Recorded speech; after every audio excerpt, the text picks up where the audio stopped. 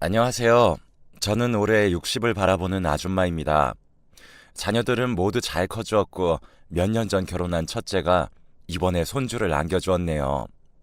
이렇게 시간이 흐르고 보니 그 옛날에는 무엇을 그리도 참고서 끙끙 앓았는지 모르겠어요. 지금은 그렇게 참고 살았던 세월이 후회가 되기도 합니다. 제 나이 20대 초반쯤 저보다 3살 많은 친언니가 얼굴도 모르는 남자에게 시집가는 것을 보았어요. 그래서 이제 저도 연애라는 건 생각도 하지 않았던 것 같아요. 그러면서 저도 아버지의 손에 이끌려 가게 된 곳이 저희 동네에서 오래된 식당이었어요. 바로 그 식당 사장님의 아들에게 시집을 가게 되었거든요. 저희 시댁은 그렇게 부자는 아니었지만 남편의 식당은 국내에서 하나밖에 없었던 곳이었어요. 또 식당을 운영하다 보니 집은 어느 정도 잘 사는 편이었고요. 그래서 이제 남편은 따로 하는 일은 없었습니다. 그저 식당에서 잡다한 일을 할 뿐이었죠. 그마저도 사실 거의 하지 않았지만요. 저는 시집을 가자마자 매일같이 식당에서 식모처럼 일을 했습니다. 뭣도 모를 나이에 시집을 가서 자녀도 아들 둘에 딸 하나를 낳아 길렀어요. 저의 인생은 참 힘들었고 저의 업이었던 식당 일은 정말 고되었습니다. 식당의 주 메뉴는 한식이었어요. 그러다 보니 장사를 시작하기 3시간 전부터 반찬과 각종 식재료들을 준비해야 했죠. 어릴 적부터 음식을 어느 정도 하는 저였는데도 식당 일하는 것이 여간 어려운 게 아니더라고요. 매일 새벽 4시 반에 일어나서 준비를 하고 7시 반부터 아침 손님을 받았습니다. 하지만 남편은 이걸 아는지 모르는지 매일을 동네의 이 여자 저 여자와 바람, 노름에 제가 어떻게 사는지조차 관심도 없었어요. 심지어 첫째 아이를 출산하고 둘째 아이를 임신한 와중에도 여자를 끼고 술에 취해 들어온 적이 몇 번이나 됐으니까요. 그때마다 울고 불고 화를 내어도 남편은 시큰둥했고 듣는 채 마는 채였죠. 그리고 또 어느 날은 제가 식당에서 일하고 있는 도중에 여자를 데리고 온 거였어요. 저는 기가 막혀 말도 못하고 보고 있으니 아는 동생이라며 뻔뻔하게 밥을 먹으러 오기도 했습니다. 이건 아니다 싶어서 저는 남편의 계속된 외도를 시어머니께 말씀드렸어요. 그랬더니 시어머니는 아가, 네가 참거라. 남자들은 저러다가 결국 원래 자리로 돌아온단다. 어머니, 한두 번이 아니에요. 제가 본 게 벌써 서너 번이에요. 그리고 식당에까지 데리고 왔더라고요. 결국에 저놈도 정신 차릴 거야. 아직 팔팔해서 그래. 남자들이 철이 늦게 들어서 그런 거야. 여자들은 그저 자식들만 보며 살면 돼. 라고 하더라고요. 내 편은 아무도 없었어요. 그저 제 편은 꼬물거리는 막내와 그나마 저와 대화가 통하는 첫째와 둘째뿐이었습니다. 저는 초기에는 결혼 생활은 이런 건가 하며 매일 밤마다 울었어요. 그러다 하루 종일 이리저리 치이면서 하루가 금세 지나가기도 하고 장사에도 정신을 팔고 나면 어느새 시간이 흘러 있더라고요. 아이들이 셋이나 되다 보니까 돌아서면 학교, 입학, 돌아서면 졸업이 반복되었죠. 하지만 남편의 바람기는 날이 갈수록 심해졌어요. 그래도 살아야 했기에 그저 아이들과 먹고 살 일만 걱정하며 엄마의 역할을 충실히 해왔습니다. 어느새 식당에 손님은 가득 찼고 옆집을 인수해서 확장도 할 수 있었어요. 그렇게 20년이라는 세월이 지났고 첫째 아이는 대학생이 되었죠. 그때부터 주위에 비슷한 식당들이 들어서기 시작했고 저희 식당의 매출은 점점 줄어들었습니다. 식당이 오래되어 좀 허름했어도 맛으로는 자신이 있었으나 손님들은 깨끗하고 새로 지은 곳으로만 몰리더라고요. 기존 단골들이나 한번 맛을 보고 가신 손님들은 놓치지 않았지만 새롭게 올라오는 식당들에게 치이는 건 한순간이더라고요.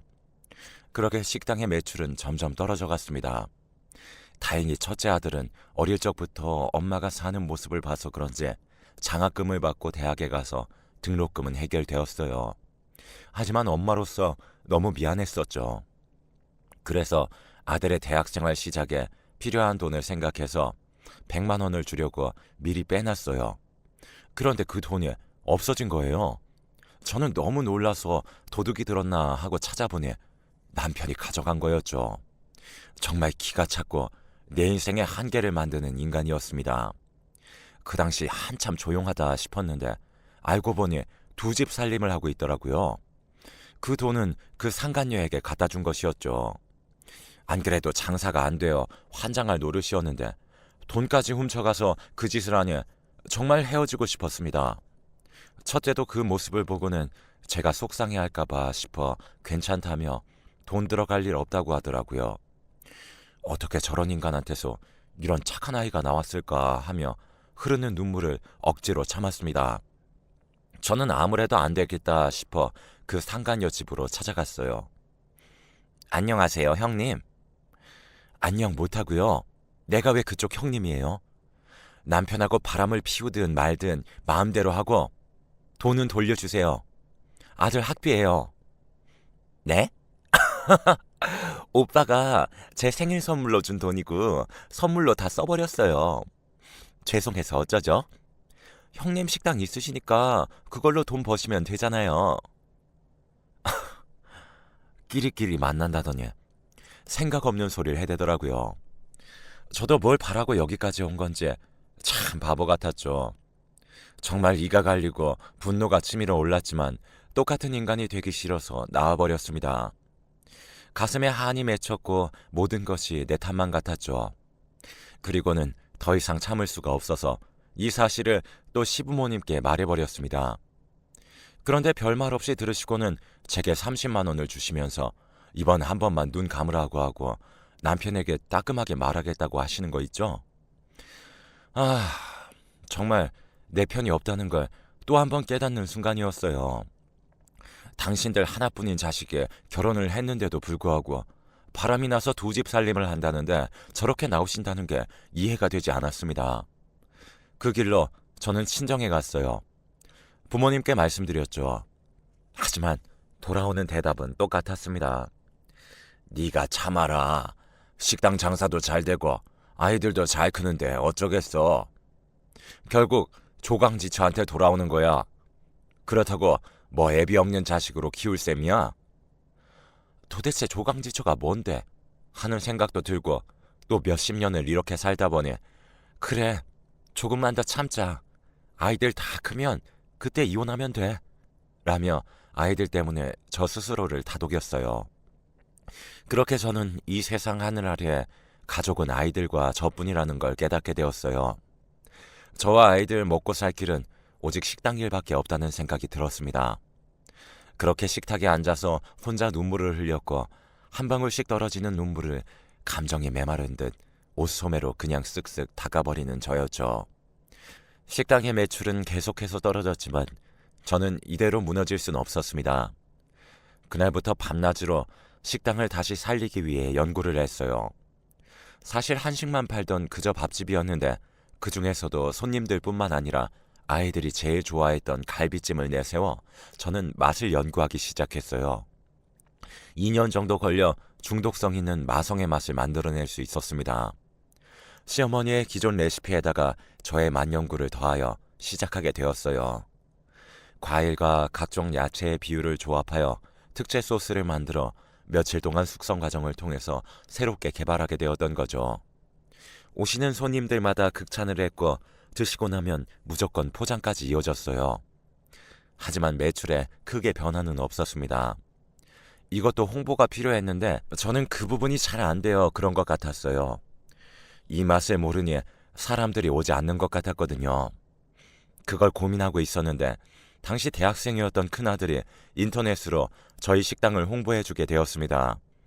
그런 홍보 글을 보고 오신 손님들이 또 맛있다는 홍보를 해주시고 인터넷에 순식간에 퍼져버렸죠. 한순간에 전국 팔도 맛집으로 소문이 나버리더라고요. 그렇게 말 그대로 저희 식당이 대박이 난 것이었습니다. 어느 날은 문을 열기 전부터 손님들이 줄을 지어 기다리는가 하면 또 어떤 날은 예약이 다 차서 그날은 예약 없이 오신 분들은 받을 수조차 없었죠. 그렇게 식당은 더 이상 가족들끼리만 할 수 없게 되어 직원들이 1명, 2명씩 늘어났어요. 어떻게 또 귀신같이 냄새를 맡고는 남편이 뜬금없이 본인이 식당 일을 도와준다고 하는 거예요. 시부모님은 이제 정신 차린 거라며 잘 됐다고 서빙과 계산하는 걸 하게 했습니다. 못 믿어왔던 남편은 그나마 곧 잘하더라고요. 저 역시도 나이가 드니까 저 사람도 정신 차렸나 싶기도 했죠. 또 그동안 아빠의 빈자리가 없어 보였던 아이들도 막상 아빠가 돌아오니 엄청 좋아했습니다. 막내는 아빠 아빠 하면서 졸졸 따라다녔고, 첫째만 시큰둥했고, 둘째 딸도 표현은 안 하지만 좋아하는 눈치였어요. 그렇게 식당이 안정화가 되었고, 한정식이 주 메뉴였지만 제가 개발한 갈비찜이 인기가 단연 1등이었죠. 정말 그때는 저희 가족이 화목해지는 듯 했어요. 식당은 안심해도 될 만큼 어느 정도 안정화가 되어가고 있었습니다. 그렇게 시부모님도 식당을 저희 부부에게 물려주셨고, 저는 그 바통을 이어받아 이 전통을 유지할 수 있도록 최선을 다했어요. 하지만 조용하긴 글렀는지 또 사달이 났습니다.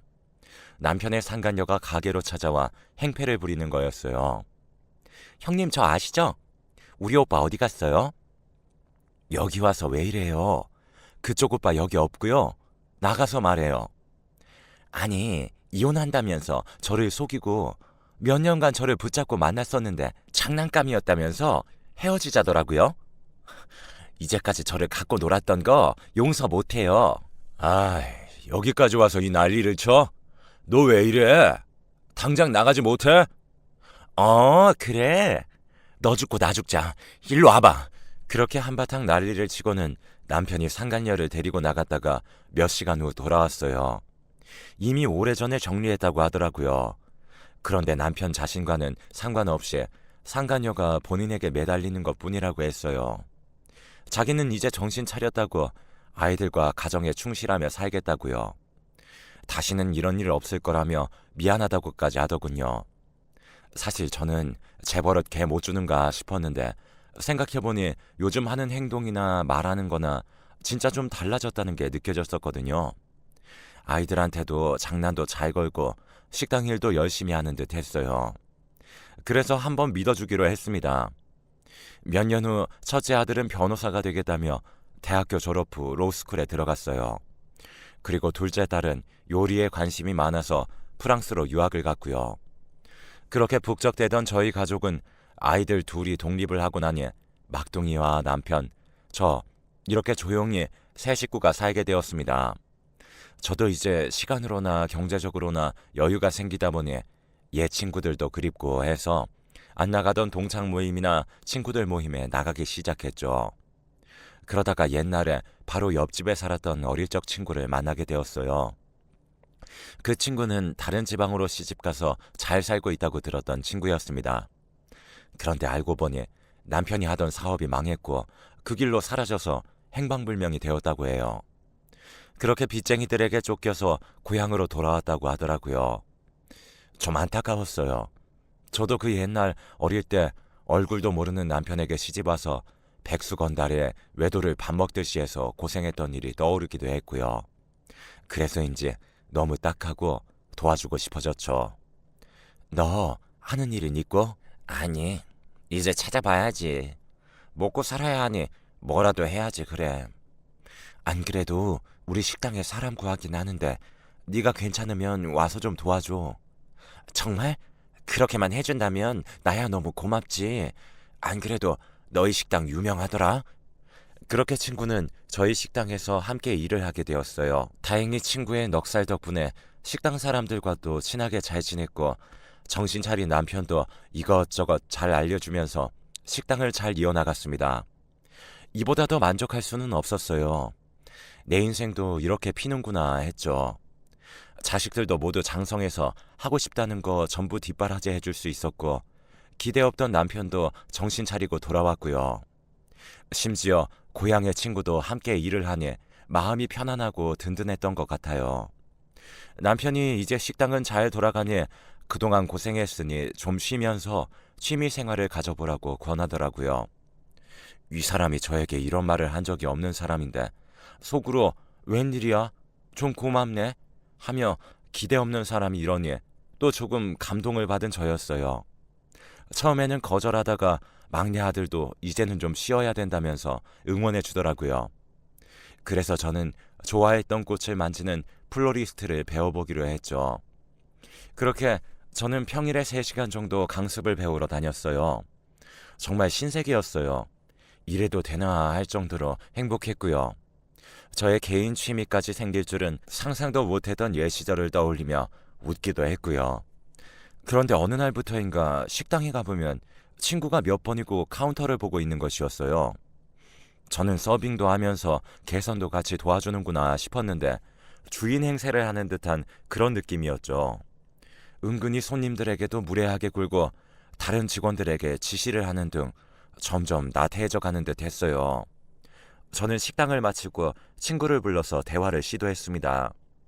혜영아, 손님분들께 무조건 왕이라고 생각하고 친절하게 부탁해. 그러니까 내가 자꾸 말하는 거야.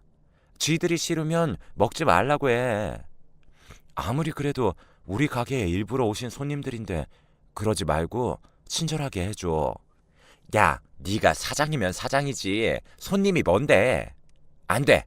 내가 왜 예의를 지켜야 돼? 뭔 말이야. 요즘 장사 그렇게 하면 망한다고. 그래. 너는 옛날 방식 좀 그만해. 이제 손님들도 달라. 맛집에 와서 먹고 싶으면 왕노릇하면 안 되지. 우리가 안 팔면 그만이야. 맞아. 여튼 얘는 좀 답답하다니까. 옛날부터 그랬어요. 그래. 당신은 이만 올라가. 여기는 우리가 정리하고 들어갈게. 떠밀리듯 집으로 올라오긴 했지만 아무리 생각해봐도 이건 아니다 싶어 다시 식당으로 내려가게 되었어요. 식당 간판과 안쪽에 불이 이미 꺼져 있어서 다들 퇴근했구나 하며 돌아서려는데 뒷골이 싸하더라고요. 식당 룸에 불이 켜진 것 같이 희미하게 뭔가가 보였기 때문이었죠. 남편인가 싶어 문을 열고 들어갔더니 아니나 다를까 안쪽 룸에 불빛이 희미하게 보였습니다. 저런 불이 없는데 하며 이상해서 문을 열었는데 저는 못 볼 걸 보고야 말았습니다. 남편과 혜영이의 불륜 현장을 목격하게 된 것이었죠. 저는 소리를 질렀고 그 둘도 깜짝 놀라서 저를 바라보고 있었어요. 어떻게 내 식당에서 이런 짓거리를 할 수 있는지 억장이 무너졌습니다. 역시나 저 사람은 인간이 아니구나 싶었죠. 오래된 친구의 배신과 함께 남편의 고쳐지지 않는 버릇은 저를 또 죽였습니다. 야, 서혜영, 네가 어떻게 이런 짓을 할 수가 있어? 아, 미안하다 그래. 그런데 어차피 너희 부부 남이나 마찬가지 아니었어? 그렇게 억울한 일은 아닌 것 같은데. 너도 여자 문제는 다 알잖아. 안 그래? 당신은 내가 이런 거 한두 번도 아닌데 일단 진정하고 문 좀 닫아. 새삼스럽게 왜 이래? 이런 정신 나간 인간들을 봤나. 이제 뭐가 잘한 건지 뭐가 잘못한 건지도 구분이 안 돼? 이제 정말 지친다. 너희들 내가 가만두지 않을 거야. 두고 봐. 그러고는 확 나와버렸고 눈에서는 눈물이 계속해서 흘렀어요. 슬픈 건지 화가 난 건지 저는 또 뭘 기대했던 건지 내 인생이 이렇지 뭐 하며 자책도 했다가 후회도 했다가 하며 그날 밤 혼자 죽도록 울었습니다. 그런데 방으로 막내가 들어오더라고요. 모든 걸 다 봤다고 했어요. 막내 아들은 친구들과 헤어진 후 식당으로 혼자 들어가는 저의 모습을 보고는 깜짝 놀래켜주려고 조용히 따라갔다가 전부 다 보게 되었던 거죠. 가슴이 찢어졌습니다. 막내는 당시 남편의 인간 이하의 행동은 잘 모르고 있었거든요. 그런 추악한 모습까지 보여주게 되니 이제 더 이상 이 남자와의 인연을 이어갈 필요가 없다는 생각이 들었어요. 어차피 자식들 모두 성인이 되면 이혼하려고 했었는데 정리를 해야겠다 싶었습니다. 다음날 그 정신 나간 인간들은 아니나 다를까 또 상식 이하의 행동을 했지요. 그 지경을 다 들켰음에도 불구하고 똑같이 출근해서 저에게 인사를 하더라고요. 이것들이 사람을 얼마나 깔봤으면 이러나 싶었죠. 그 자리에서 저는 당장 나가라고 소리쳤고 이 와중에 남편은 또 그 친구를 감싸더라고요. 너희들 그런 행동을 하고도 뻔뻔하게 다시 왔어? 제정신이야? 아, 또 왜 이래? 제발 공과사 구분 좀 하자. 당신은 학원이나 가보지 그래? 여기는 왜 왔어? 나보고 나가라는 거야? 여긴 내 일터야. 네가 사장이면 이렇게 갑질해도 된다고 생각해? 나에게도 다른 일자리 구할 때까지 시간이라도 줘야 되는 거 아니야? 아, 더럽고 치사해서. 나도 더럽고 치사해서 나갈 거야. 난 뭐 여기 있고 싶어서 있는 줄 알아? 혜영아, 자기가 참어. 저 사람이 뭘 몰라서 그러는 거야. 당신 함부로 잘났다가 노동청에 신고라도 하면 어쩌려고 갑질을 해? 제발 공과 사 구분 좀 하자. 어? 그래? 이것들이 경찰을 불러서 콩밥을 먹어봐야 정신을 차리나. 당장 나가지 못해? 김진수, 서혜영, 당장 내 눈앞에서 사라져. 저도 속이 텅 비어버리니 이성을 잃고 소리를 지르고 주위에 잡히는 것을 마구 던져버렸어요. 그러자 남편과 친구는 혀끝을 차며 나가버리더라고요.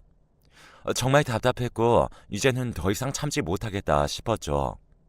그 길로 저는 식당 문을 닫고 시댁으로 가서 시부모님께 이혼을 선언했습니다. 시부모님도 사태 파악을 잘 못하시고 저를 혼내시더라고요. 남자들 다 그렇다는 말을 하시면서요. 저는 그간 있었던 이야기를 쭉 말씀드렸고 식당에서 한 짓도 모두 털어놓았죠. 그제야 저에게 사과를 하시며 이혼을 막으시려고 하셨지만 저를 막을 수는 없었습니다. 그렇게 저는 아이들을 모두 불러 모았어요. 어느 정도 예상은 했는지 오히려 아이들은 잘했다며 저를 응원해 주더라고요. 그리고 첫째는 진작 했어야 하는 걸 우리들 때문에 참고 이제껏 고생한 거 미안하다며 눈시울을 붉혔습니다. 둘째 딸도 아빠 없는 게 더 낫다며 그간 마음고생했을 저를 안아줬어요. 막둥이도 어릴 적부터 모든 얘기를 첫째에게 다 듣고는 왜 같이 살았냐며 다시는 아빠를 보고 싶지 않다고 했죠. 아이들과 속내를 다 털어놓고 나니 마음이 한결 편해지면서 후련해짐을 느끼게 되었습니다. 그렇게 저는 전문 변호사를 찾아갔고 남편에게 이혼을 선언했어요. 법원에서는 가정의 재산 증식의 기여도가 적음을 인정해 주었지만 혼인 지속 기간이 있기에 한 푼도 주기 싫었지만 재산 분할을 할 수밖에 없었습니다. 남편은 식당을, 저는 살고 있는 집과 위자료를 받았죠. 그렇게 모든 것이 끝이 났습니다. 그 길고 길었던 30여 년 동안의 저의 결혼 생활은 끝이 났어요. 허무하기도 했고 후련하기도 했죠. 그래도 아이들은 엄마 인생 브라보를 외치며 저를 늘 지지해 줬어요. 그동안 편안히 여행 한번 해보지도 못하고 이렇게 늙어버린 저를 걱정하는 아이들이 저에게 선물을 했어요. 우리 가족 넷이서 떠나는 여행이라며 비행기 티켓을 주더라고요. 저는 아이들과 처음으로 비행기를 타고 괌으로 여행을 갔습니다. 새벽부터 일어나서는 비행기도 타보고 그 안에서 조식이라는 것을 먹고 아이들과 이야기를 하고 꿈만 같았죠. 도착했을 때 괌의 공기는 냄새부터 다르더라고요. 근사한 호텔과 식사, 그리고 텔레비전에서만 보던 수영장. 아이들이 엄마 이것저것 다 하게 해준다면서 일정을 빡빡하게 짜놨습니다. 일정을 소화하는 내내 감동의 눈물이 흘렀지만 아이들이 속상해할까봐 꾹 눌러 참았어요. 그 덕에 저는 매일매일이 호강이었습니다. 마지막 날 아이들과 파티에 나가게 되었는데 세상 이런 곳이 있나 싶을 정도로 재밌었고 즐거웠습니다. 딸아이가 준비한 똑같이 맞춘 우아한 드레스를 입고 아들들은 멋진 턱시도에 와인도 마시고 춤도 추고 시간 가는 줄 모르고 실컷 놀았죠. 그렇게 여행은 아쉬움을 남기고 끝이 났고 일주일 동안 찍은 사진만 몇백 장이 되었어요. 심지어 집으로 돌아오는 동안에도 다 보지 못할 만큼 추억을 많이 만들고 왔죠. 왜 이제까지 이런 걸 못 누리고 살았는지 앞으로는 종종 놀러 오자며 아이들과 약속했습니다. 잊지 못할 괌에서의 추억은 제 고단했던 인생에 대해 보상받는 느낌이었죠.